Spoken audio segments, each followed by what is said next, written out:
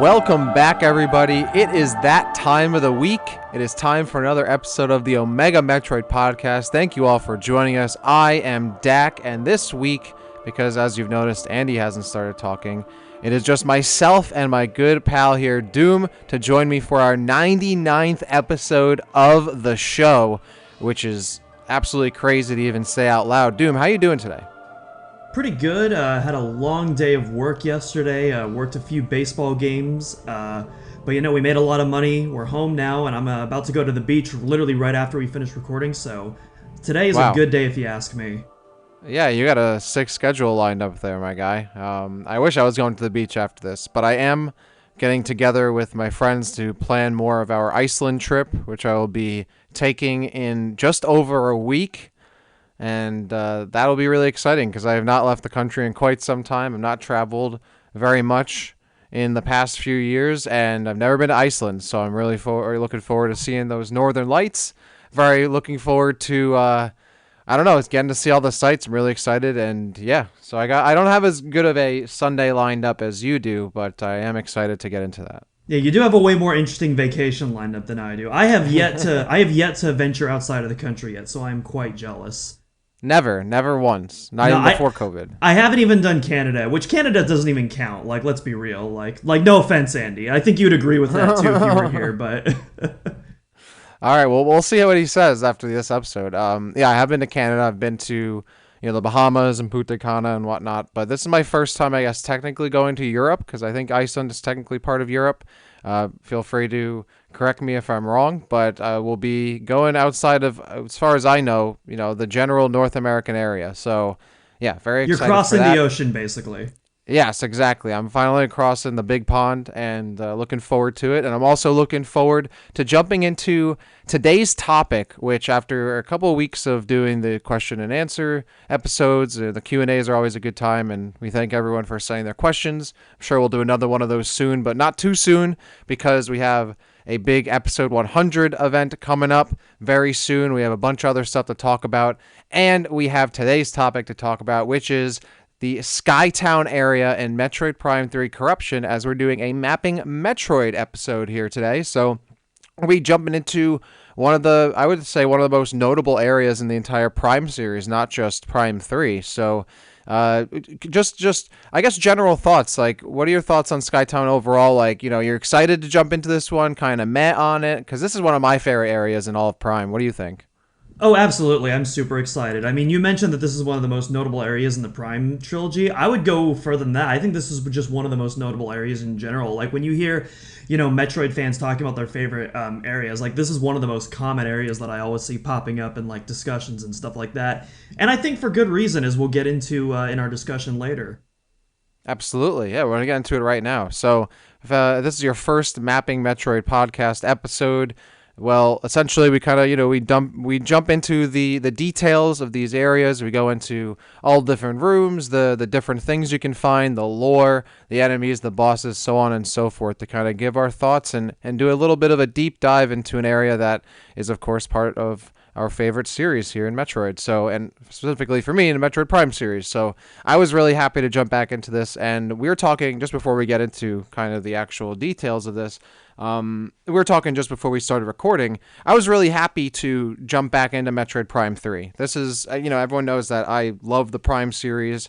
Obviously, Metroid Prime is, the favorite for most people, but I honestly, as time goes on, I have a hard time really deciding. I guess it is still Metroid Prime, but sometimes I really do have a hard time, picking like what is my favorite Metroid Prime game and which one is the best one. And I would say consensus is that Prime 3 is kind of considered the third out of the three, but I don't know. I think after playing it again for this episode, I think it has a case to be the second or even first best one, even though I'd probably still go with the original Metroid Prime.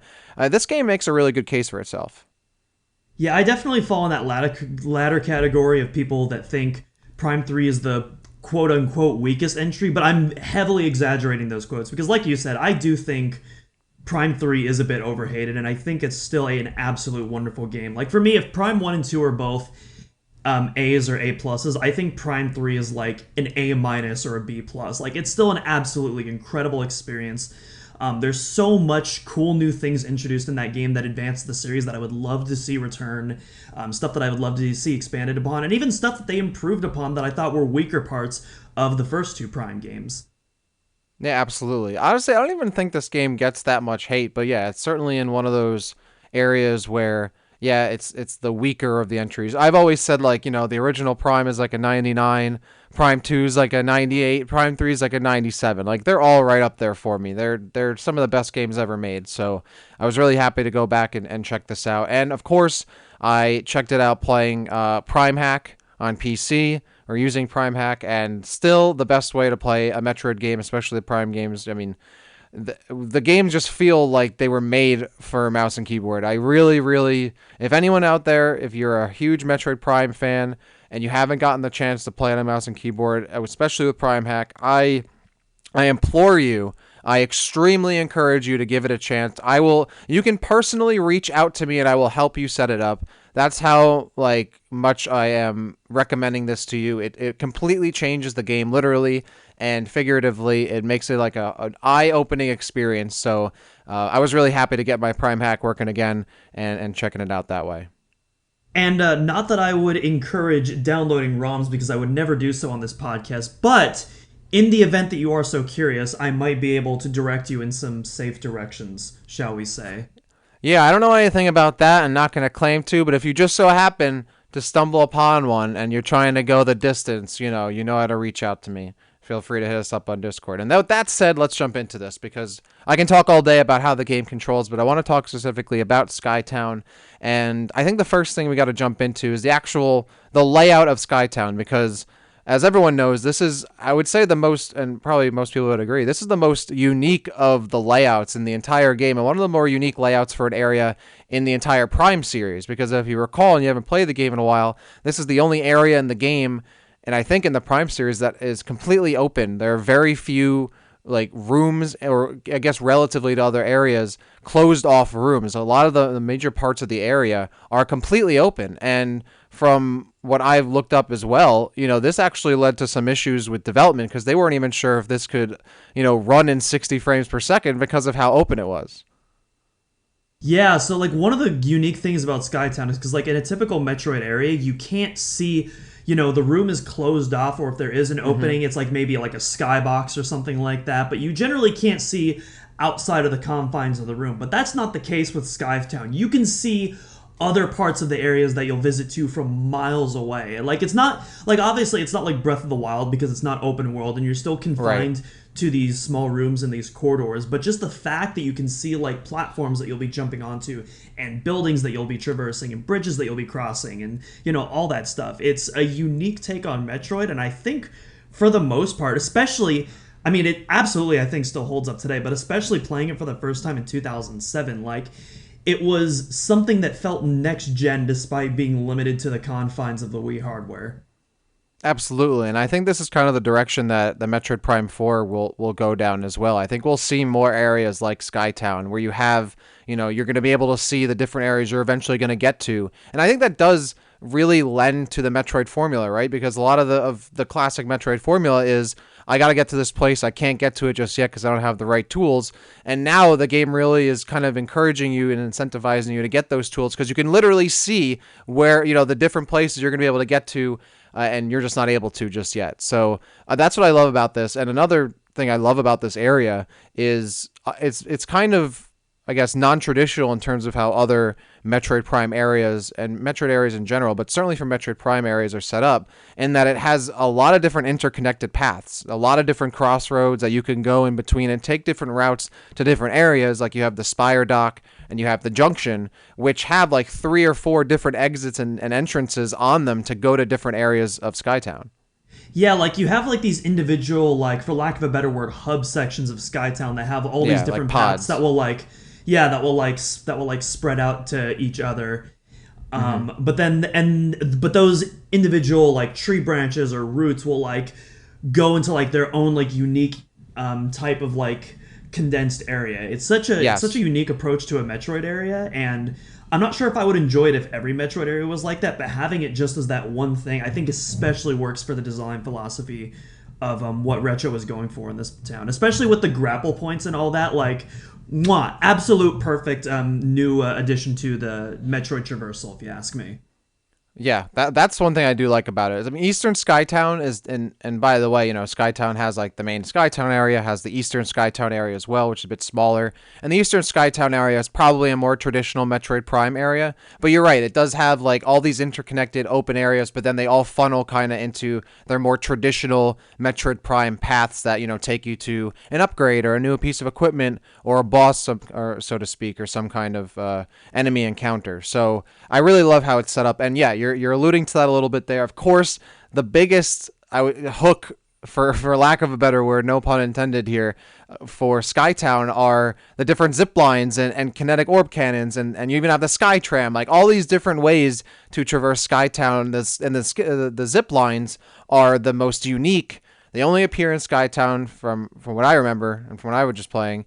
And it's like that unique feature of the area that was not only just unique to SkyTown, but like really felt Metroid Prime 3, right? Like that's something you couldn't pull off, I think, as well in the previous games. And it really does put more focus on, the grapple hook and the grapple lasso, which was a main, feature using like the Wii remotes back when it came out on the Wii. So you have these kind of like on rail segments at times where you're like taking out enemies as you're flying from one point to the next, and you can, you're not just like forced into, an in-game, cutscene or something like that, where Samus walks onto something and moves across. Like you're still actively part of the motion going from one area to another, and that really added to the area, because they could have easily made it where everything were just like sky trams, right? Or kinetic orb cannons just getting shot over. But you have those zip lines that if you don't like defend yourself, you might get knocked off. And even later in the area, one of the zip lines gets destroyed. And you have to actually kind of deal with that as well. So it has a dynamic to it that feels very unique to this area as well. And I love that they implemented that. Yeah, I believe you're when you're talking about the zip lines, I believe you're talking about going to the spider ball, because I remember that track. 'Cause it's been a little Yeah. bit since I played Prime 3, but I remember getting the spider ball. The zip line, like, it gets destroyed, and then you have to like spider ball your way on the way back. Kind of Yep. reminds me of the Prime 2 spider ball sequence when Dark Samus destroys the bridge. But obviously the Skytown sequence is much more interconnected, and there's a lot more going on than the bridge sequence in Prime 2. Mm-hmm. Yeah, that was one of the things I loved back as a kid, those zip line encounters and having to shoot stuff as you're going across. There's a bunch of different drones and little things you have to kind of fight. And of course, when you get to like Eastern Skytown, there's a big space pirate presence there, because they've kind of taken things over. The main Skytown area is mostly populated by the Elysians, which are the robots that the Chozo created, because they were like, all right, see ya. We need someone to maintain this for us, but we're not going to do it. We're trying to get our research done. So they come up with these, and we'll get into that lore aspect later. But that really kind of lends to the unique character of the area. Because again, they could have made it all kind of, just cannons and sky trams, but having those zip lines as well is really cool. And it also, I think, adds to the steampunk aesthetic of the area, because it feels very like, kind of simpler and mechanical rather than just being like so high tech. So I don't know. I really like that implementation. Yeah, I like that we get to see throughout the Metroid series various stages of Chozo technology, whether based on the time period they exist in, or whether it be kind of the philosophies of those specific tribes. Because we see this kind of steampunk aspect of the Chozo, which was new at this time and still is a unique representation of the Chozo, because typically before that we've seen the more spiritual aspect of the Chozo, and then more recently we've seen the warrior aspect of the Chozo. More Wario Good lord, can you aspect of imagine some Chozo. Wario Chozo? Can we get some fan art of that going in the Discord right now? Oh, I'm sure someone's gonna have to draw that up. We need to see Wario Beak or something like I that. want to see all of your curse drawings right now, just Oh my spamming our God. art section of the Discord. Give me some Wario Chozo goodness. Give the people Well, what they let's want. Yeah, well, hopefully we can get away from some of the Kirby art for Andy's sake and get some Wario art going, because I'm always about the Wario crossovers. And since we're on the layout, let's jump into some of the rooms here, because there are a bunch of major rooms in the SkyTown area that are, pretty indicative of the area and are major hubs, as we mentioned, for moving around SkyTown. So, and this is kind of what I was going to earlier, is you have like the areas like Spire Dock and Junction that are literal like crossroads of the SkyTown that give you access to the different, zipline stations and sky bridges and docking sites. I believe there are 2 landing areas that you can land here with your ship. So there are a bunch of, that's what I really love about this. It's not just like, okay, you have a path you have to take. It does kind of, I guess, push you in certain paths, especially when, eventually you have to use the screw attack or the spider ball. But I do like that you can take different routes around the area, especially towards the beginning. Yeah, especially, and I also like it kind of has the kind of the Metroid Fusion thing where the area evolves throughout the progression of the game. We Yep. during our Fusion episode, I think we talked about that was one of our favorite aspects of Fusion, and Prime 3 does that specifically within Skytown quite a bit. After the final sequence when you're defending the Spire Pod, that whole place is literally a bomb, so it no longer exists after you drop it. And then that completely changes that entire hub area and how you're traversing around kind of the 3 corners of Skytown in general. Yeah, that's the big part of this area, right? Where you're putting together the Theronian bomb, and you end up dropping it with the spire, and you drop the spire onto the Leviathan as it passes below you. Like that is such an awesome sequence, and like really, again, I love dynamic areas, exactly just like Fusion, where things are changing over time, and eventually that area, you have to avoid it because it's no longer there after the detonation of the bomb, right? And you kind of have to completely go around it, with the cannons and the spider ball and the screw attack. So that's a really cool aspect to it. I'm trying to think of how many overall zip lines are in the area. I know there's at least 3. There's Alpha, Bravo, and Charlie. I want to say there might be another one, but I think those are I think there might be a 4th one potentially in Eastern Skytown, I think. But yeah, those zip lines kind of connect those major areas. The Spire Dock has access to the security station, has access to the junction, which in and of itself has access to the barracks and the power works area and the boost ball area, which I think is where there's a steam lord, I believe, either on the bridge or towards it, and there's the defense drone is where the boost ball is. Yeah, so you have all these different areas that interconnect to one another, which is really cool. And I brought up the Steambot barracks. That's where you have a half pipe, which comes back. The Chozo are still into the half pipe thing. Is that ever explained why they're really into half pipes? Because it's not like just Prime where like, all right, they kind of like constructed them into the planet. Like this, they went out of their way to have another half pipe in this area. I don't know why. I mean, clearly Tony Hawk influenced their childhoods just as much as they influenced ours. So, you love to see it. Tony Hawk crossing boundaries across the galaxy, Maybe the Chozo bought some of those Tony Hawk NFTs. Oh, and, God, don't remind me of that. That I was going to say, man. You're talking positive. I was like, oh, maybe he hasn't heard. I was the one that posted it in the Discord. Okay, yeah. I was actually reading a ton about that, how like all those different celebrities have like this similar agency and they're all pushing NFTs. A story for a different podcast, but maybe the Chozo didn't get into NFTs, or maybe they did, and that's why they disappeared for a while, because they knew the blowback that was going to happen. That could so Ravenbeak's master plan to take over the galaxy and turn every civilization into an NFT.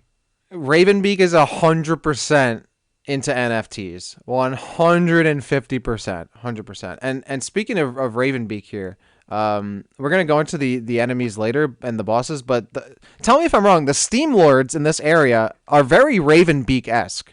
I don't know if you really remember what the Steam Lords look like, but they look like the Ravenbeak and the Steam Lords kind of look similar to me. I don't know if maybe I'm sure there's no connection. I'm not even sure if Mercury Steam ever even played Metroid Prime 3, but when I was replaying this and I saw the Steam Lord, I was like, it's kind of Ravenbeak-esque. Do you remember what they look like? Yeah. I think it's I don't think it's necessarily that they're Ravenbeak-esque. I think it's more that they're Chozo-esque because they're designed by the That's Chozo, fair. and so they have specifically the Steam Lords in particular have a lot of design similarities to the Chozo. They have the cape though. Huh? They got the cape. the Raven Beak cape though. Not a lot of Chozo have capes. I mean that's true, but I mean a lot of sci-fi villains have capes, including probably arguably the most famous sci-fi villain of all time, Darth Vader. Oh, I thought you were.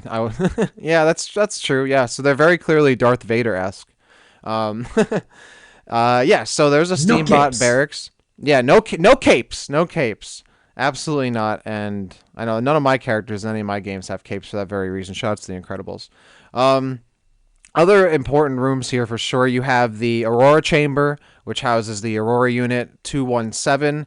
I wouldn't say it's a particularly notable room outside of that, but of course is somewhere that you have to access eventually, and I believe you need the boost ball to do so once you get in there, and you deal with the Aurora unit because that's a pretty much the reason why Samus is kind of here in the first place. Is Ghor was sent there to give the vaccination to the Aurora unit because it was corrupted by Phazon.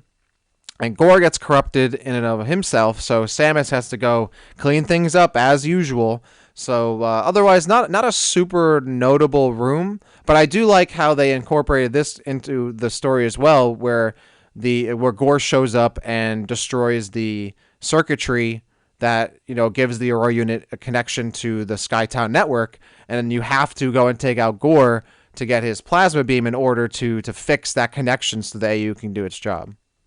Yeah, one of the cool things that I think Prime does, or Prime 3 does, is in each of the unique areas, obviously there's an overall overarching story that plays across the game, but each of the areas has like their own mini stories that like take place. And you kind of Yes. got into it right here with the whole Ghor and Aurora unit sequence. So obviously, main plot of the game, destroy Phazon, destroy Dark Samus, find the source, etc. But in this part of the story, Samus has to restore power to the Aurora unit, face Ghor, get a handle on that, and take out this Leviathan seed, and kind of discover the history of what's been going on in both SkyTown post-corruption as well as what happened pre-corruption that kind of led to all this happening in the first place, which overall I thought was really interesting. But we can talk about all that once we get to the lore aspect Oh, of this absolutely. Yeah, discussion. I love the lore behind this area and many of the areas in the Prime series overall, but the Skytown in and of itself has a lot of lore that has implications for outside of just Prime 3, and I find that really interesting. We mentioned the junction, which, of course, as the name implies, very much a crossroads between many different areas, and Skytown essentially kind of facilitates that. But one area that I really want to point out here is the Powerworks area. This one is where Samus can get the Spider Ball, I believe, and kind of is one of the tighter, more kind of claustrophobic rooms in the area. But this, which I found was interesting, I looked this up. This is the only area in the entire Prime series where Samus gets an item from a Chozo statue in its hands. It's the only time. It's a spider ball that she gets it. So that was, I guess, I actually didn't even really think about that until I looked that up. I was like, oh yeah, I guess that is true. I can't really think of another time that happens. Like an actual, in and of itself, equipment upgrade. That's the only one where that's obviously a very common thing in the 2D games. Yeah, it's also one of the only times we see like that traditional. Yeah, it's the only time we see the traditional Chozo pose with the legs curled up and the hands outstretched Yep. holding something. Like the closest we really get before that is there's a couple of statues in the first Prime games. There's the one where you Yeah. do the morph ball bowling puzzles with, and there's one where you get either a power bomb expansion or an artifact from. But they don't have. They just have their hands outstretched. You don't get the classic curling legs pose that you do from the 2D games. This is the first time you get that in the Prime games. Yeah, and that's very interesting to me because when you think about that, that's so like classic Metroid, but it really is classic 2D Metroid, and it's I guess not surprising, but I think it's interesting that that's the only time you see that from the entire Prime series, especially in like Prime 1, where yeah, like I'm thinking there are a bunch of statues that are similar in the Prime series. Like there's that one in the Phendrana Drifts area with like the frozen waterfall, but that doesn't have an item in it. And I guess it's interesting that they actually went back and like, oh, let's do this and have this kind of reference to it, and even have a Chozo that has like similar armor to like what we now kind of expect from like Chozo warriors, and obviously armor similar to what Samus has. I think that's actually the first time that we kind of see that in the Metroid Prime series as well. Just a Chozo kind of armored up in a similar way that we've now kind of seen more often in the Metroid series. Yeah, all of the depictions of the Chozo that we've seen in the Prime series up to this point are the more spiritual and peaceful aspects of the Chozo, or Yep. more kind of interested in self-discovery. This is like the first depiction of a Chozo that you really see armored up. Like you somewhat hear like kind of hints of that, like with some of the Chozo and Luminoth combining technology in Prime 2, which stuff like the light suit, for example, which is definitely not a peacekeeping weapon, you could Nope. say. But yeah, this is like the first like visual outside of that you can actually see for yourself of an actual Chozo depicted that way. So I think that is really interesting. And it's funny because this area is all about the Chozo. This is like a Chozo research area. That's why the SkyTown was created in the first place. So to depict the Chozo in this kind of more, maybe not aggressive, but yeah, like a more warrior kind of situation in an area that is not at all themed that way is very, very peculiar to make that choice. So, and speaking of which, going into like the Eastern Skytown room, one of I think the most memorable or Skytown area, Eastern Skytown area, one of the most memorable rooms in that area is the Chozo Observatory, which again very much plays into the theme of this is a Chozo research area, and I believe this is where you learn, and we'll go into the lore later. This is where the Chozo first learned about phase, and also were able to locate Talon 4 here. And it's a really awesome open room. You got a bunch of holograms, a big statue, a very Prime 1 kind of room to me, and one of the most memorable ones in Eastern Skytown. Yeah, definitely gives off the Space Pirate Research Observatory with like the hollow solar system kind of vibes that you get Yep. from that area in Prime 1. But it's its own unique take on it. And yeah, like you mentioned, there's a lot of lore implications there. Really cool gameplay implications as well that allows you to pinpoint all of the items on the map if you're doing that. And then if you also don't want to do that, it's completely optional. So I think it's just a really cool gameplay mechanic in and of itself.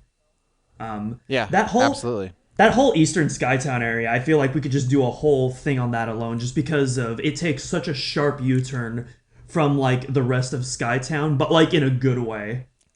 Oh yeah, that's because like, hey, the space pirates are here. Time to change things up. The mood completely changes.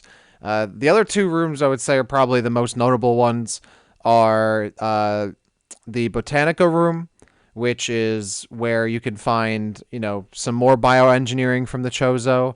I believe you can even see one of the Chozo artifact symbols here. But the Xeno Research Labs is very like Space Pirate Labs from Prime 1-esque, right? Like this feels exactly similar. Of course, the space pirates are breeding Metroids again. I think they're even trying to No. rebuild. Yeah, no, right? Very shocking. This one thing I really love about the space pirates, right? Is they fail to like breed the Metroids like multiple times, and they keep trying. You can even find here bits of like them trying to make more parasite queens, something that was never really effective to begin with, right? Like the parasite queens were never really shown to be very effective, and they just keep trying. Ridley dies, they keep trying. Like I love the tenacity of the space pirates. Like certainly a lot of insanity because they keep trying the same things and keep getting the same results. But I love how you show up to a space pirate area and there's no question what they're doing. Like they've not at all changed what they're doing. They're trying the same plan. They're still trying to screw up Chozo stuff. They're still trying to make Metroids. They're still trying to make parasite queens. And that's I love that about their character. They're just so tenacious about these faulty plans that they have. They keep trying them over and over again. I think the thing that I love, because if you think about it, technically these aren't the same space pirates. These are all space pirates that are under Dark Samus's influence. True. So, Yeah. but what I love is that despite both the space pirates and the Metroids being controlled by Phazon, they're still trying to kill each other, and obviously there's one side that clearly won, as we can see when we first enter. When we first enter to a disintegrating pirate corpse as we open the door to the Yep. lab. Yeah, that's like I think one of the most notable moments in a Metroid game. I still remember I remember watching a YouTube video about that. Just someone like, or maybe it's someone posted on Discord or on Twitter. Just someone opening that door and just screaming as the body's right there. And I definitely have a memory of that. I just walk through it. I'm saying not even phased. I'm like I got bigger fish to fry here than this corpse. But yeah, I love little moments like that. Very very cool. Yeah, everything to the buildup of the Xeno Research Lab is just so well executed because you don't fight a single enemy before then. It's all purely aesthetical tension building. There's no like battles beforehand that ramp up the difficulty. It's such a good way to set the mood of the atmosphere. And then of course you have our boy Kenji Yamamoto with, his insane score. And of course when the power goes out, you have what I would argue is one of the most haunting Metroid tracks that we've gotten since then. The actual Xeno Research Lab theme, as you're like slowly walking through the lab, just knowing what's about to go down. You're dreading it at this point. Yeah, there's so many good like moments of anticipation in SkyTown. Like you have the big Ghor like holograms you can see around the area, and like that's setting up for something sinister. Like there's a lot of stuff in this. Again, like this, like you were mentioning earlier, how these areas have their own stories in and of itself, and it's not just okay. It's another part of this bigger story, but it has its own self-contained thing that you got to unpack, and we're gonna go into that right now because there's a lot of lore to talk about with SkyTown. And obviously, the biggest part of this is that the Chozo were building this as a deep space research facility. They created these robots named the Elysians because it hovers over Elysia. And so like, hey, we need to spend time researching. We can't spend time maintaining this place. So they create these artificially intelligent robots called the Elysians to take care of the place, essentially. The Chozo, like they always do, they eventually depart Elysia at some point later, and the Elysians are like, all right, we're going to keep maintaining this as long as they can. And I think they end up doing that for a few hundred years until they go into hibernation. And it isn't until the Federation shows up, like, mad long later, that the Elysians kind of come back and boot themselves back up and kind of even form a relationship with the Federation to maintain SkyTown, install the Aurora unit, and work together until eventually, the events of like the Phazon, the Leviathan showing up and Phazon showing up, where a lot of SkyTown is kind of messed up because of that, and a lot of the Elysians are corrupted as a result. But there's a deep lore for this, where the Chozo were really working here to learn so much more about the galaxy and different places around in the universe from this research base. Yeah, absolutely. One of my favorite cool pieces of I don't want to say lore, but more so connective tissue, and this kind of circles back to when we were talking about the areas. But if you pay real close attention to the first landing dock that you land at the beginning of this area, if you pay attention to the layout, it's almost nearly identical to the artifact temple of Metroid Prime 1. It's such a cool detail. The landing site is a similar circular platform. You have an overhead green window that outlooks, and you have a similar ramp layout where you go from left to right. That's pretty much exactly the same as Prime 1, except there's two of those in the Artifact Temple where there's only one in Corruption. And then, of course, you have a Chozo head looking out at, kind of like with the Artifact Temple, where you have kind of those Chozo statues looking out onto the platform as well. It's such a cool little bit of connective tissue that foreshadows that the Chozo that stayed here are the same ones who eventually migrated to Talon 4. Yeah, and you can see like notes of like the Chozo artifacts, like I mentioned earlier. You can see like that signage in Eastern Jack, SkyTown. you cut out for a bit there. And in Eastern SkyTown and in Major SkyTown, you can see that there, a bunch of the Chozo artifacts. Yeah, there's a lot of cool parts of this. I would say, going back to the Chozo Observatory, this is where we learn a bit about the Searcher, who was apparently the first Chozo to discover Phase, and I believe also to discover most of the other planets, if I'm not mistaken, or many of the other planets that the Chozo would later try to venture to, or would actually venture to. Yeah, I don't remember the specifics of the Searcher in particular. I just remember the general part of the story of the actual Chozo migration process to Talon 4, and then kind of how the Elysians, who were like mentally connected to the Chozo, they were like experiencing the pain that they were going through on Talon 4 during the Phazon corruption on that planet, and how they interpreted that as dreams. and they weren't Yeah. and they weren't able to tell whether it was a dream they were having or whether it was part of that mental connection. That I don't remember the specifics of the searcher, but if that is very interesting though, especially if that does connect to like Zebes and like some of the other colonies that the Chozo would inhabit later. Yeah, I believe the statue in the Chozo Observatory is the Searcher herself, and I don't think there are many like female Chozo that I know of, and I looked this up as well. I think it was one of the only, if not the only one, really mentioned in the lore. But yeah, it seems to be obviously not really referenced outside of this game, but a pretty significant role, I would say. And there's actually what you mentioned, yeah, like this has, connective tissue to the different areas that the Chozo would eventually go into. Going back to the Botanica room, the type of trees that you can find there are identical, like pretty much exactly identical to the ones that you can find in Talon 4 in the Chozo ruins. So that also leads to the credence that, or the evidence that like the same Chozo that were on Town 4 that are eventually in SkyTown. And why they have those trees plants, I'm assuming the Chozo, are just kind of very altruistic and spreading the love with these trees. Maybe it's just kind of like their own kind of imprint on, a kind of imprint of themselves on the area. But I'm pretty sure they're actually the exact same trees. So that's another kind of bit of evidence there that these are exactly, the same Chozo here. Which I thought was a pretty interesting fact.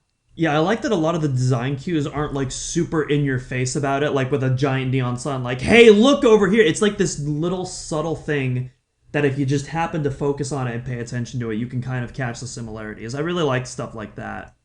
Mm-hmm. Absolutely. There's one thing I wish was mentioned in Dread, which would have been a really cool little, like, I don't know, fun fact or whatever it is, but also in this in the main Skytown area, there's a scan in the junction room that has a little bit of information about a Chozo named Drin, who was apparently a major part of developing the power suit technology, and not at all referenced in Dread, but hey, too much to expect from that game. But I mean, still, I think that I'm sure there were many Chozo who were involved in the creation of that technology. But I think that was one of the kind of the first times we get a little bit of information in terms of like an individual Chozo that's very much involved in the technology that Samus uses, and eventually we learn that many other Chozo warriors use as well. I don't think there's a single person that worked on Metroid Dread that even knows who Drin is, unfortunately. That's what I'm saying. That's like, at least play the game once. I mean, they probably have, but I don't think they remember who it is. Like, it probably wasn't one of the things that stuck out to them. Yeah, definitely not. But that would have been a cool little thing to, I guess, kind of throw back to. Like, maybe the Chozo Searcher, probably not an integral, aspect that needs to be talked about. There still would have been like that kind of stuff that would have been cool to maybe like throw a nod to, or a little bit of a, hey, like, remember this? And then most people would be like, no, I don't. But still would have been cool. What else? There was one other thing that I thought was interesting, that there's a scan in the, I forget which room it is, but there's an Elysian talking about the aftermath of the Leviathan seed. Because a lot of the scans in this area are very much like just kind of like this mechanical thing does this, and this thing is not powered up yet. But this scan talks about the Phazon corrupting SkyTown and themselves, and bringing a lot of the Elysians under pirate control. And they were really hopeful for Ghor to come and help them out, and Ghor of course becomes corrupted as well. So it kind of goes into like the first Elysian, which was one of like the first like Elysians created by the Chozo, and was given that kind of awareness to build more Elysians, because it seems like the Chozo didn't make all of them themselves. The Elysians would make more of themselves on their own, and that's kind of how they ended up having so many of them, which I guess many of them eventually get corrupted. Yeah, I kind of agree with that in the sense where the Chozo kind of had the base foundation, and then the Elysians just started self-replicating and self-producing after that, and making modifications and upgrading Skytown afterwards. Yep, and that really does make sense too, because the Chozo were really trying to be not hands-off, but very focused on like information gathering and researching, and not spending time maintaining, so they certainly weren't spending too much time like building all these things all the time. The one thing I did like about that, which I thought was interesting, is there's a mention of how like the newer Elysians kind of found the originals and the first Elysian to be, old and kind of old hat and not as nice and new as, of course, themselves, and having that kind of, I guess, separation or rift between the different generations of Elysians doesn't seem to play too much into the area of the story that much, but I like that little bit of detail. Yeah, for sure. Oh, sorry, you were saying something? No, I just thought it was a cool little detail. Yeah, there's a lot of that in the SkyTown area for sure. Like little not major story implications, but just like nice little nuggets and tidbits where it's like, oh, that's a nice little thing that just enhances kind of the knowledge of this area and whatnot, the knowledge of the universe in general, little stuff Absolutely. like that. Yeah, and it makes sense, to have something that is artificially intelligent.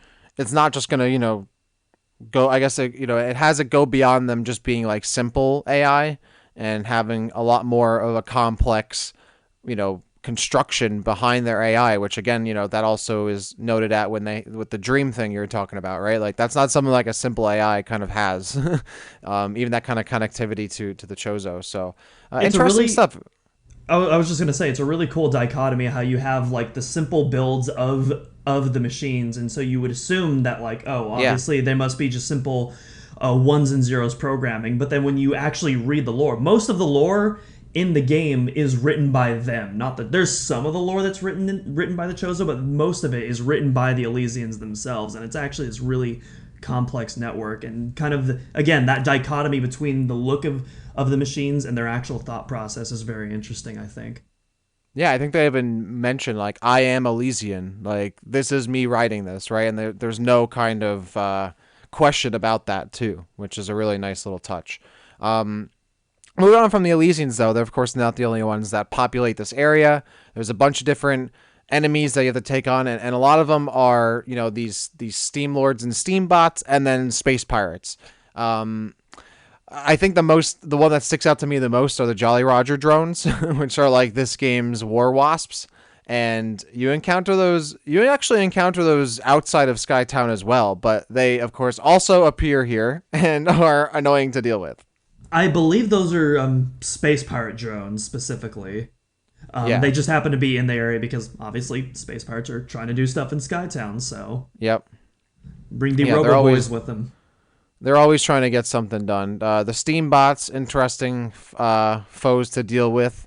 You have a bunch of, you have the space pirate ships that again show up in multiple different areas. You introduce those first in Norian, and they show up pretty much wherever the space pirates are as well.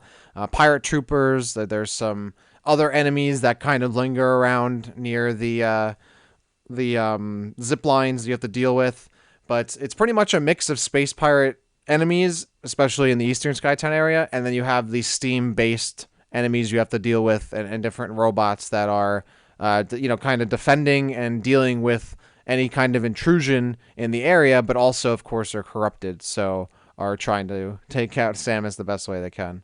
Yeah, I think it's more so the corruption aspect, especially It is. with the Steam Lords in particular. They've suffered from direct phase-on corruption, where I believe the Steam bots are just following the signals produced by the Steam Lords, which I think is really interesting because when you think of phase-on corruption, you think of like organic beings, whereas the Steam Lord is completely mechanical, and yet it can like phase in and out of reality, go invisible to your regular visors until you get the X-ray visor and stuff like that. Yep. It can float off the ground. Like there's phase-on for you, I guess. It's powerful stuff there, very powerful stuff. And yes, getting into the bosses of this area, you do take on a Steam Lord. I think there's actually multiple Steam Lords in the area. I think there's like 3 or 4 total. And yeah, you can deal with them with the plasma beam. You need the X-ray visor when they go invisible. And they also come out, at least the one like main Steam Lord encounter comes out of this really cool pod in the ceiling, with like gas flowing out and whatnot. It has this like entrance and whatnot, and flying around. It's a again, it's kind of, you think of it in like contrast to the mostly simple designs of the rest of the different like things and steam bots and all that you kind of encounter in the area and drones. And then you have the steam lords, which are very contrast to that. And there's also the fact that they can instantly resurrect the steam bots as well, which I think is a really cool Yes. feature. That whole animation sequence, like it's kind of a blink and you miss it since you're focused on destroying the boss, not necessarily. But if you actually look at the animation, it's so cool. And speaking of really cool animations, I really want to talk about the Ghor boss fight, because this dude, you show up at the boss area to fight this guy, and he is wailing on your ship. Like, he is just, if you stand there, he'll just keep punching it and going off. And then, and I forgot about this until I replayed the game, he throws the ship at Samus and like just hurls the thing at her, and still the ship is working. Like I would like, it's smoking and on fire, and Sam's like, all right, well, I need you to just get out of here real quick. I'm like, how is the ship even functioning at this point? But I love the beginning intro to this, because Ghor is just in his mech. Also, I mean, such a cool character. Has like a simple, weak kind of frame, jumps into his mech, and he's completely whole new and valid threat.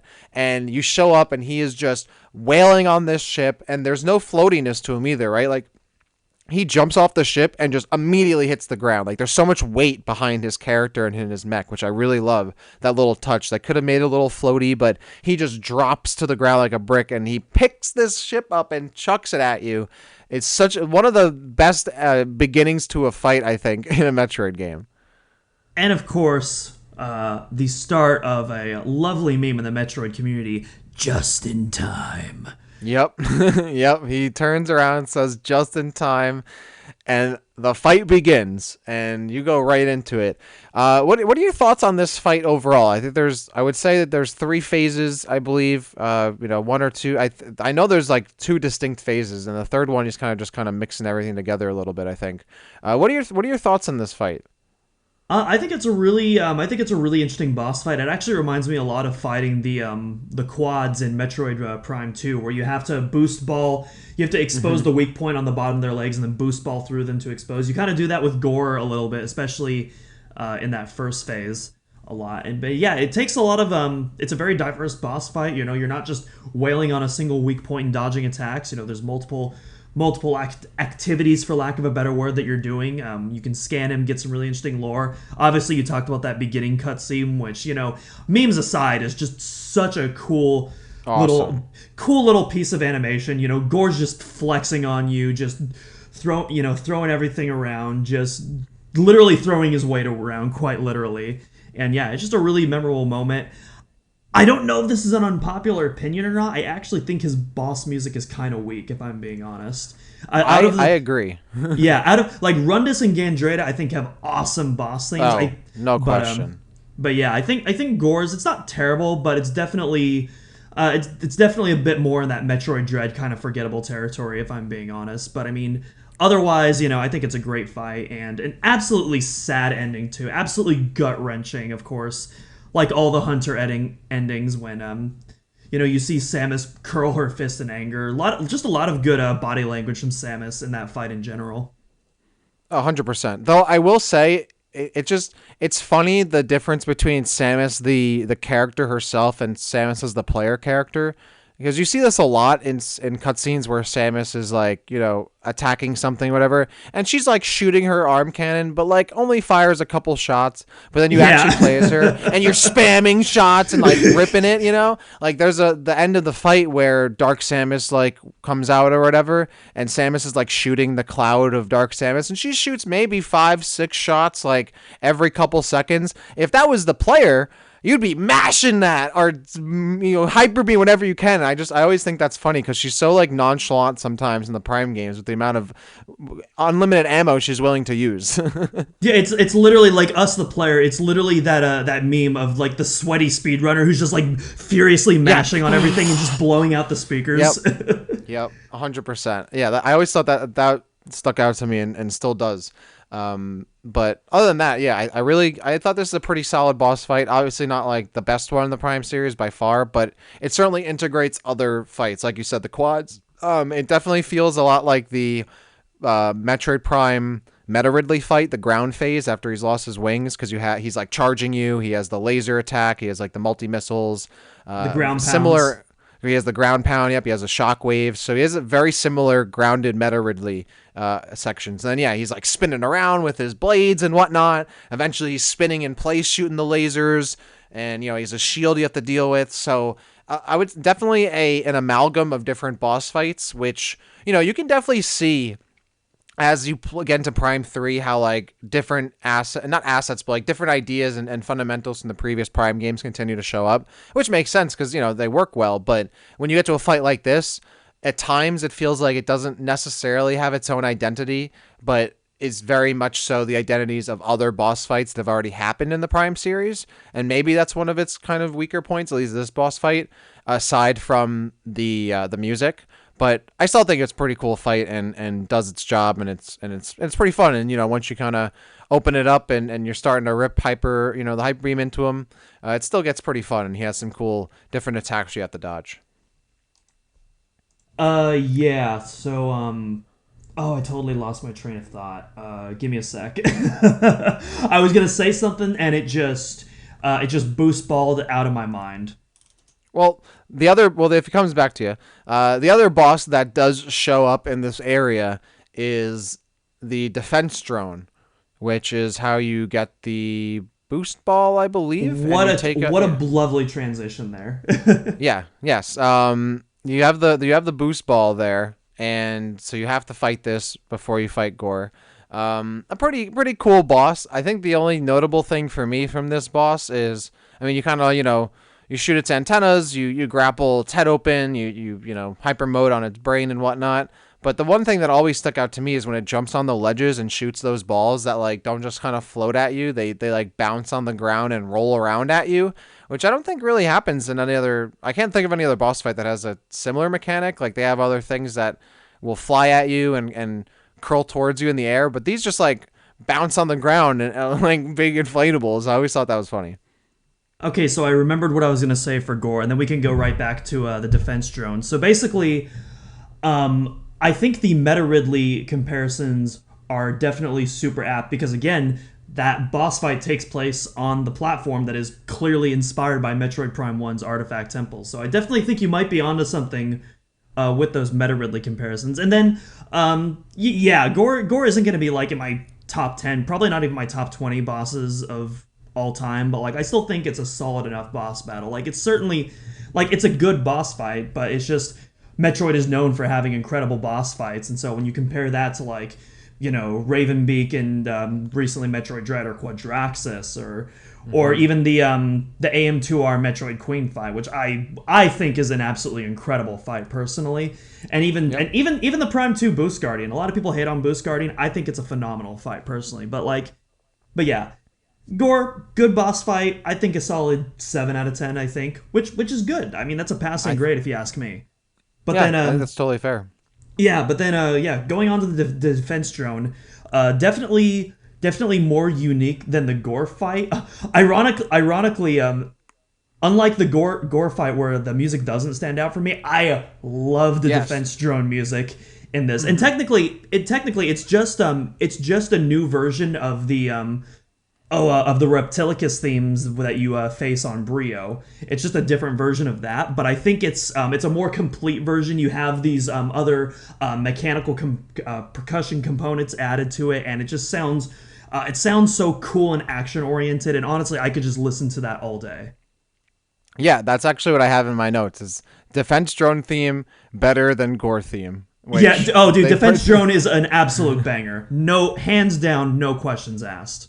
Well, let's just jump into the music then. We'll go back to some of the items. Let's go into the music because I want to hear most of your thoughts on this. The only really thing I have to say about the music in this area is obviously the main SkyTown theme is one of the best tracks in a Metroid game, period. Not just in Metroid Prime 3, not just in the Metroid Prime series, but in the entire Metroid series, the SkyTown theme is just a pure bliss. It's so good. It has, a nice mixture of strings and a little bit of light percussion. Obviously, you have the vocals in the background, but they have these like bells that you can hear that fit like really perfect with the steampunk aesthetic. It's night. I don't know. It really like brings you to like, okay, this was again a place that was lived in by the Chozo and had this like higher meaning and greater purpose than just being an area in a video game.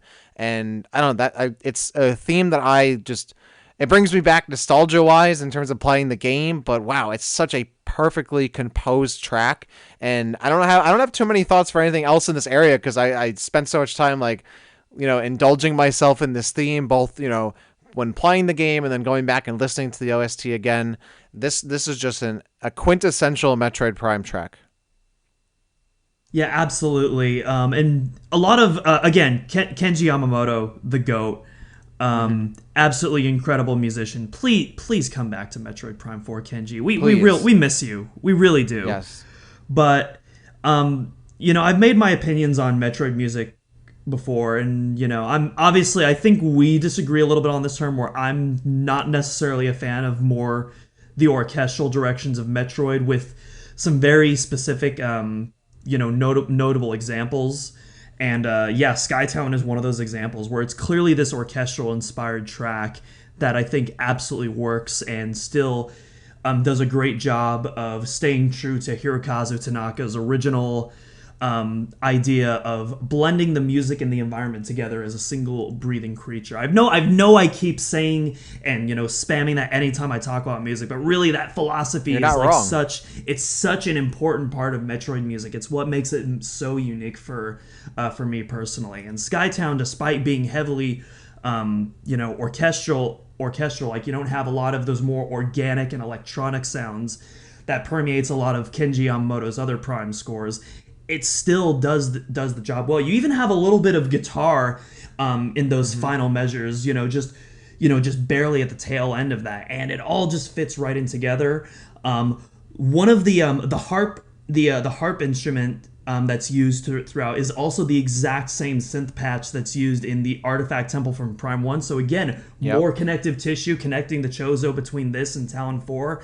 Just a lot of cool Easter eggs in general, and honestly, it's one of those tracks that unironically you can listen and just start tearing up over. And there's like, I can only count like a select handful of themes that it kind of made me do that in a video game, and this is one of them. I'd say maybe there's Grassland Groove and a Donkey Kong Tropical Freeze made me tear up a little bit, and one of the themes in Mario Galaxy that I will not talk about in case anyone hasn't played that to avoid spoilers, but if you've played Mario Galaxy, you know the theme I'm talking about. That's all I will say. I'm gonna say, I feel like you could talk about Mario Galaxy spoilers, bro. The game's been out for a man long. I probably could, but it's a Metroid podcast, so you never know. That's fair. I'm surprised you to say that, because I have so many tracks that I can think of in many different franchises that make me kind of get very emotional. Obviously from the Halo series, from Destiny, and from the Metroid Prime series as well, which are three of my favorite video games. So that's definitely why. Even going back, this isn't about SkyTown, but even like the main menu theme for Metroid Prime 3. Wow. Oh my god. That's in like so good. Oh, the title theme is like in my top 5 Metroid tracks of all time. I love that title theme so much. And again, another piece by Kenji Yamamoto, the absolute GOAT. Can do no wrong as far as I'm concerned. I would love more tracks like that in Metroid Prime 4. Like I'm definitely someone who, like, as much as I love the electronic kind of feel that you get maybe in like a Phendrana, not Phendrana Drifts, but like Phendrana Depths, that kind of thing. But like, I love these kinds of tracks. Like I feel like it just elevates the game for me, and I hope we get more of that in Metroid Prime 4. But then like, and I was thinking about this too, you have like the Steam Lord theme, which is so like electronic-y Metroid Prime-y to me. Even like the Ghor theme as well. Like they're so distinctly different. So I actually... Go on. No, go ahead. I was going to say, I believe the Steam Lord theme, and I haven't been able to verify this yet, so don't quote me. I believe the Steam Lord theme was actually done by Minako Hamano, not Kenji Yamamoto. But again, another veteran Metroid composer, debuted with Kenji on Super Metroid, one of the greatest soundtracks of all time. I think the three of us can all agree on that. And so it doesn't surprise me at all that she would produce some absolute bangers as well, including that Steam Lord theme, assuming she is the one that did that, because there are 3 composers that worked on Prime 3's soundtrack. And they all did, I think, a fantastic job. especially in what we Maybe get in not Ghor's SkyTown. theme, but Yeah, maybe not. Well, honestly, I don't think Gorth theme is bad, but it definitely falls into the not as memorable and kind of generic theme to it. But it's not. I don't think it's bad. Like it doesn't have like go away heat for me. It's kind of sufficient. All right. I know Yeah. Go ahead. I know we've been kind of getting off topic from SkyTown, but I also I do want to go back to that title theme just for a brief Oh my moment god, because I can talk about that all day. Yeah. just because, well, the whole trilogy in general, I love the progression of the title themes because in the very first Metroid Prime, it depicts this mysterious organic mystery, and then in the second game, it's like it almost gives like a kind of Return of Samus vibe, like hey, she's back, we're back in action, and then in 3, it's like all hell's breaking loose. This is the conclusion. This is the finale, and Yep. I love the progression of the storytelling in just the title themes alone. Very cool Yes. stuff there. I 100% agree. Like this is very much the finale. This is very much the culmination. There's a orchestral arrangement of the Metroid Prime 3 title theme that I love, and I think I actually used it already on this show as one of our intro themes by Wingus Dingus on YouTube a couple years back, who just nails it with like a full orchestral arrangement of the title theme. I'm like, yes, please give me more of this. Like, I think you can, like a Metroid like OST could, if you really lean into both like the electronic aspects and like the orchestral aspects of like really solid Metroid songs, you really like bring that out and go hard on both accounts, like you'd have such an amazing OST, and Prime really does balance that in all 3 games I think pretty well. Maybe leaning more towards the more electronic-y sounds than, straight up orchestral, obviously, synth orchestra. But yeah, the title theme, and that just brings me back to like when I originally played Prime 3, when I was getting excited for the game, cracking that open. Like, it doesn't feel the same when you open up Trilogy and it doesn't have like those intros really.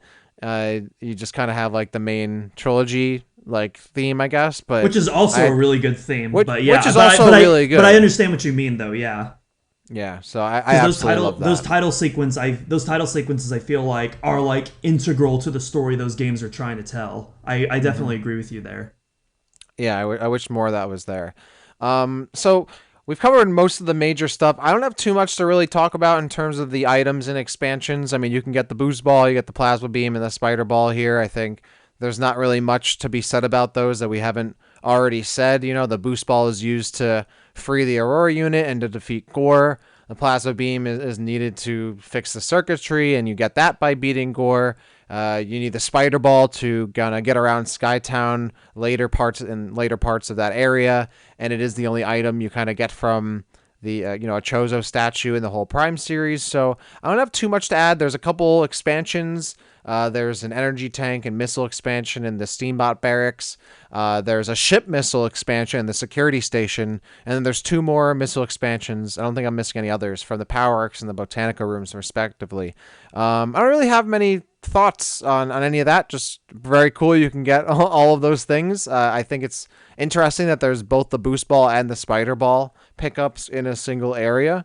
But it makes sense because the boost ball, the spider ball, and the plasma beam all like kind of work in conjunction of tools that are necessary to reconnect something, and that's what SkyTown is really all about. So I guess it works. There is one item that we kind of touched on for like 2 seconds, but not really. The ship grapple beam, which in my opinion is by far the best of the ship upgrades in this game, and I think that's utilizing the ship as an item at its absolute best. We talked a little bit about assembling the Theronian bomb and all that, but that whole process, as well as some of the other optional expansion puzzles that you use the ship grapple for in this game, are just so cool. It's a really I talked a little bit earlier about how I think Prime 3 really introduces cool concepts that I'd love to see expanded in Prime 4 or maybe another future entry, and the ship grapple beam is an absolute textbook example of this. One of my favorite things introduced, one of my favorite items introduced in Prime 3 that just utilizes the environments in ways that you would never expect, and you get these really cool multi-layered puzzles that span like entire areas worth of rooms because of how the ship can traverse the area. It's just such a cool utilization of that technology, and I hope that we get to do even more of that in Prime 4. I hope so too. I really hope that Prime 4 integrates the ship into the action as much as Prime 3 does, if not more. And that is one of the coolest parts about Prime 3, and something that sticks out to me the most. I mean, even from the original reveal of Prime 3, the ship was a big part of that. And we even talked about in the previous episode, like one of my favorite designs in the Metroid series is the Prime 3 gunship.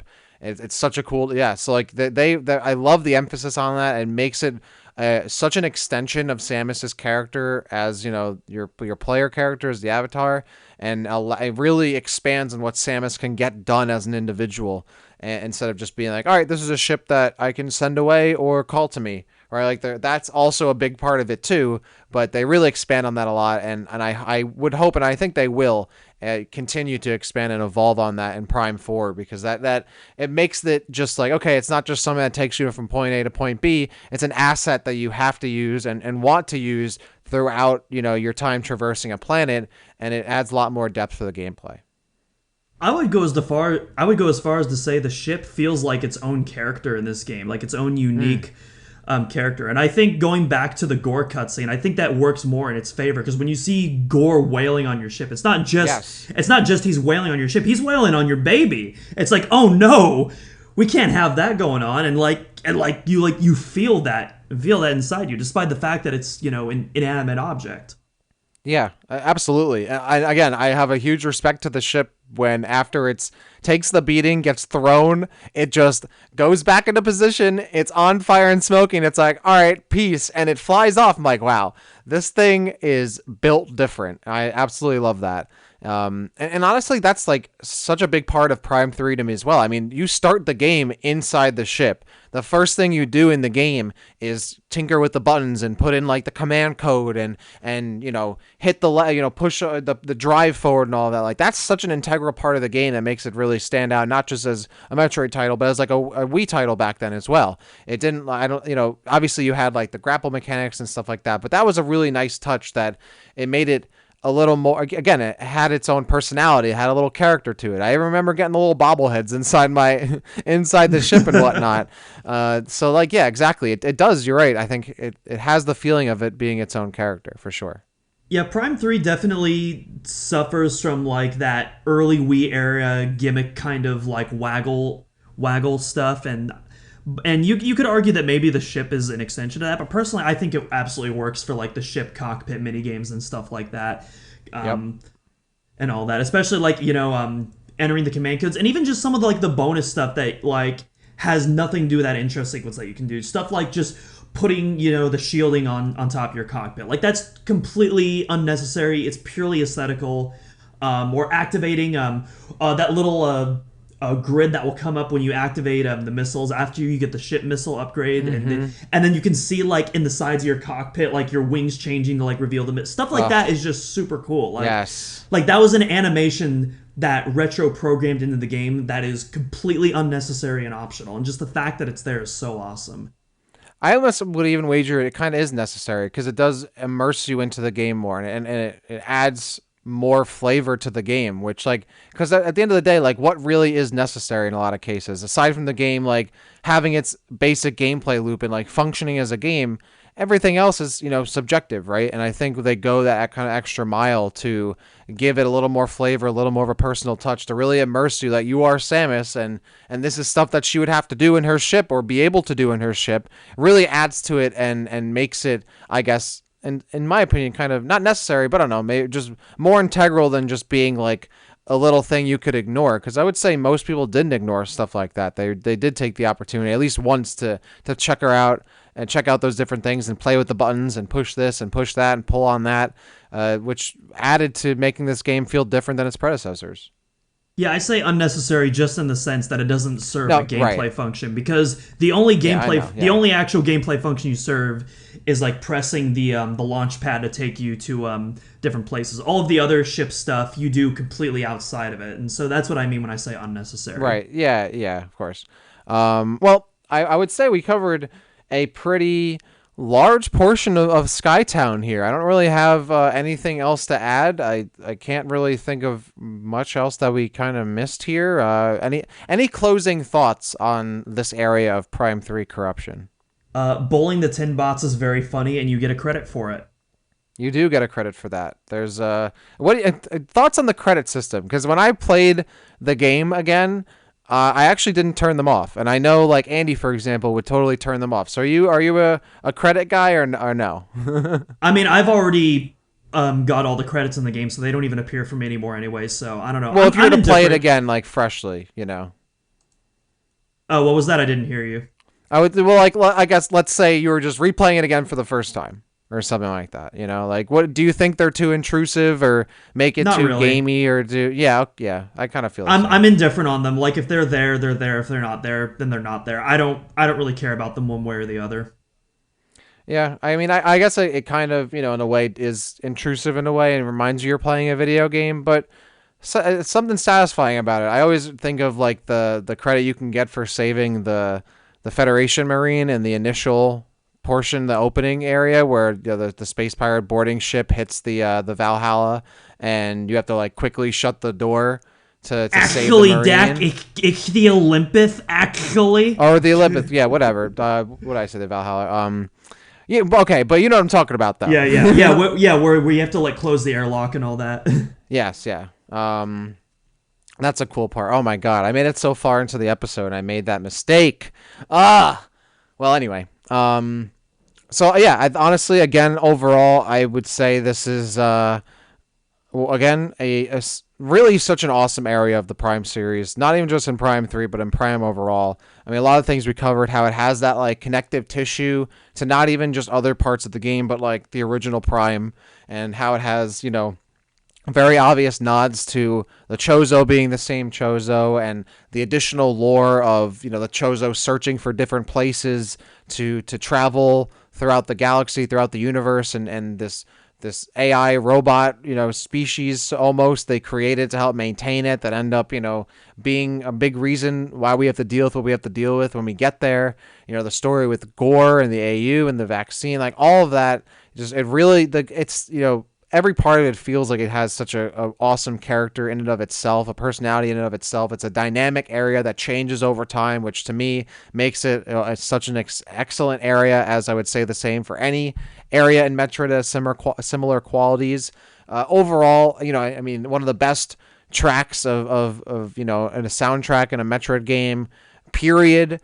A very iconic imagery and some enemies and whatnot and rooms. Like this is one of like the main when you think of Prime 3 you think of SkyTown.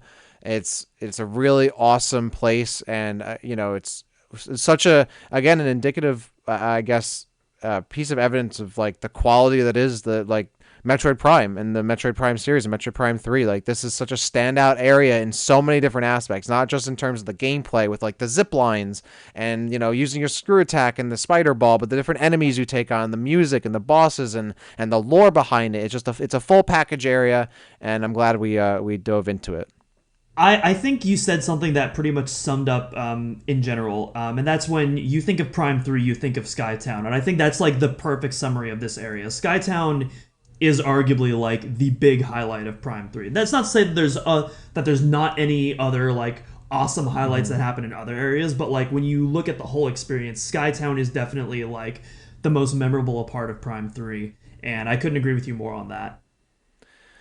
Well, I would say that we've certainly wrapped this up with a bow, but man, next week, right? I'm looking again. Next week, episode 100 of the show. This is episode 99, and we're going to be doing our 100th episode, or I don't know if I don't know if we've given it an official name, the 100th episode spectacular, but it's not even just our 100th episode. We're doing a whole big thing, with the Champions cast as well. It's honestly, man, it's been wild that we've made it 99 episodes and that we're going to be celebrating our 100th and doing it in a really awesome way. Andy will be back, of course. You'll be back, of course. I'll be back, unfortunately. And yeah, we're gonna have a great time. But I mean, it's honestly pretty wild that we've had so many episodes and we've been doing this since beginning of 2020 and making it this far. And I hope we get another 99 and 100 episodes in the future at least. It's pretty wild being an early listener of the podcast when it first formed to now semi-regularly appearing on episodes and seeing how much the Discord has grown, Yeah. how our secret Project Dread that is nearing completion is growing, and Yep. all of that. And yeah, like to cap it off, the 100th episode, the big crossover with the Champions cast. Hey, it's not just Spider-Man doing crossovers nowadays, so really Everyone's cool doing stuff it. there. Everyone's doing the crossovers. We're forming the Omega Metroid Cinematic Universe, the Omega Metroid Podcast Universe, the OMPU, which will be the next saga of the Omega Metroid series. Yeah, and you actually pointed something out there. I really want to thank everyone who's part of the community, whether you are in our Discord and chatting with us every day or every once in a while or every once in a blue moon, or you talk to us and engage with us on Twitter, or you're just a listener of the show, and you're just a lurker, or you're just listening and enjoy the show as far as you have. We wouldn't be doing it without you, and you make it totally worthwhile. We love, reading and hearing your comments. We love chatting with all of you on Discord and Twitter, and we love that y'all are listening and tuning in and finding a place to enjoy some Metroid just as we are. So seriously, sincerely, I really appreciate that from everybody, and we hope you continue to tune in because we will hope to continue to make more episodes. Yeah, Well, I don't have with anything that- else to say to that, so I say we just go to the outro and call it a day. Yeah, I think so. With that, that's all I've got. And next week we have episode 100. We'll definitely have some more details in the coming week on that. It's going to be an absolute banger for myself and Doom, and of course Andy, who's not here today. Thank you so much for tuning in to the Omega Metroid podcast. This is episode 99. We talked about some SkyTown, and we got some more Metroid on the way. Hopefully we got some Metroid Prime 4 news. Maybe we get some Metroid Dread DLC news. Let us know. You got any thoughts on SkyTown or otherwise on Twitter or on Discord? Let us know. And otherwise, thanks for listening, and we will see you next time.